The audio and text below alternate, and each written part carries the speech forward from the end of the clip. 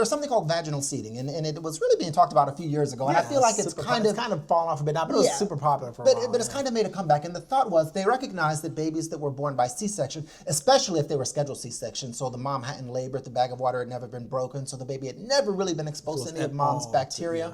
They recognized that these kids were at higher risk for all of these diseases, so they said, okay, how about this? If babies are going to be born by C-section, let's put a swab in mom's vagina, put a swab around mom's anus, and then take that swab and put it on the baby's face, nostrils, mouth, and basically seed the baby with the bacteria that they didn't get exposed to because they didn't come through the birth canal. And so that's called vaginal seeding. ACOG, which is the American College of OB-GYN, they're not necessarily for vaginal seeding, but again, we live in a country where people are afraid of litigation, right? And so ACOG, American College of OB-GYN, doesn't want to come out and say, yes, vaginal seed, because there are some risks of it, and we'll tell you in a minute what the risks are. And so they'll kind of say like, patient, doctor, decide, right? But there are potential benefits to vaginal seeding because you can seed the baby's body with these bacteria. And the research is still kind of in its infancy, no pun intended, but we're looking to see long-term, will these babies who've had vaginal seeding have lower rates of acute lymphocytic leukemia? Will they have lower rates of diabetes? Will they have lower rates of obesity? Will they have lower rates of asthma? Will they have lower rates of rheumatoid arthritis? Will they have lower rates of eczema?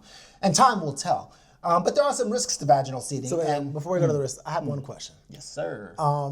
Sometimes my weight does fluctuate, and so vaginal seeding helps with obesity. Is there an age limit? I don't know that they've looked at an age limit. I don't even know how to touch that one, sir. Okay, all right.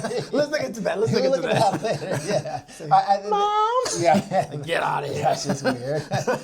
But very, very distressing and disturbing. But anyway. Get that picture out of here, man. Yeah. Wipe it. We need that Men in Black thing. Yeah, you forgot all about that. That was never said. But there are some risks to vaginal seeding, right? Like we said, there's good bacteria, bad bacteria, good microbes, bad microbes. But you can't always dissect them out. You can't always tell which ones are there, right? And so we do know for a fact that if certain infections have been identified ahead of time, gonorrhea, chlamydia, hepatitis B, hepatitis C, HIV, syphilis, herpes, you should not vaginal seed. It gets a little bit tricky because you don't always know when these diseases are present. Herpes is one in particular that can be insidious. So, if you look at the math, about 1 in 5, 1 in 6 people have genital herpes. However, herpes is a weak virus, and what that means is when you're exposed to herpes, especially when you're young and healthy, basically your body, your immune system's on it like, keeps it in check. Herpes, I see you. And so then the herpes virus will run and hide in what are called dorsal root ganglia. They're these portions of your nerves, and they just hide there. It's there. You got the infection, but it never manifests. It doesn't manifest. But even though you may not have symptoms, you may not even know you have it, you can still be shedding that virus. Yes, you can still be shedding that virus, and that's all it takes to transmit it. Exactly. So when young, healthy people, it kind of stays at bay, but it can activate because pregnancy is a condition where your immune system's a little bit compromised, and so it can activate. And I actually had a patient like that who did not know she had herpes. She had no evidence of a herpes outbreak when we were laboring her. She delivered vaginally.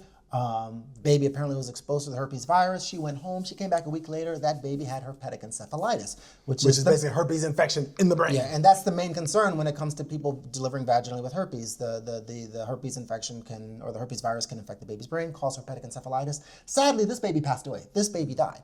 And that's why when we know people have herpes, especially if they have an outbreak, we don't let them deliver vaginally. But that's one of the concerns with vaginal seeding. You may be like this person. 1 in 5 people have herpes. 1 in 6 people have herpes. Not everybody knows they have it. You may be one of these people that's got that asymptomatic viral shedding because you're young and you're healthy, your immune system's keeping it relatively at bay. You then seed the baby with herpes and herpetic encephalitis results later. Or you could have hepatitis B or C. Not as likely, but it's possible. Or HIV, or gonorrhea, or chlamydia. And when you expose the baby to these infections, chlamydia in particular, chlamydia is the #1 cause, neonatal chlamydia, blindness, the #1 cause of blindness worldwide. Now, we don't see as much of it in the United States. Because we test for chlamydia, we also put ointment in the baby's eye, an antibiotic ointment, so there's less of it. But again, if you're seeding and there's a chlamydia infection, and maybe you say, I don't want the baby to get the antibiotic eye ointment, now you've got a baby that's going to suffer from blindness. And so these are some of the controversy surrounding vaginal seeding. But vaginal seeding is one option.